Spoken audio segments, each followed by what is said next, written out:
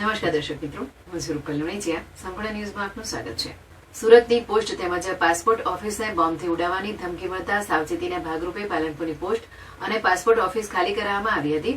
વડી કચેરીની સૂચના મળતા કર્મચારીઓ અને અરજદારોને કચેરી બહાર કાઢવામાં આવ્યા હતા.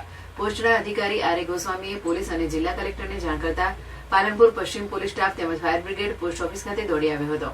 ચકાસણી દરમિયાન કોઈ શંકાસ્પદ વસ્તુ મળી ન આવતા અધિકારીઓ અને કર્મચારીઓએ રાહતનો શ્વાસ લીધો હતો. અગાઉ 2 વખત પાલનપુર જિલ્લા કલેક્ટર કચેરીને ધમકી મળી હતી. ઓફિસને એક ધમકી મળી છે ઈમેલ મારફતે કે પાસપોર્ટ ઓફિસમાં બોમ્બ પ્લાન્ટ કરવામાં આવે છે ને મે બી 12:30 વિસ્ફોટ થઈ શકે.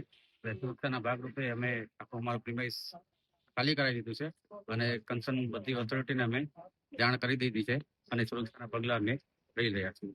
મેલ ઉપરથી કોઈ ધમકી મળી કે એવું કઈ જાણવા અમને તો અમારી વડી કચેરી જાણ કરી છે. એક્ઝેક્ટલી ત્યાંથી જાણ કરશે કોણ છે એ તપાસ કરી રહ્યા હશે.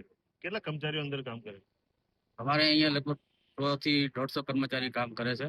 એ બધાને હાલ અમે પ્રીમાઇસથી દૂર કરી દીધા છે અને સુરક્ષા થઈ બધાને જળવાઈ રહે એ પ્રયત્નો કરી રહ્યા છે. ઓકે.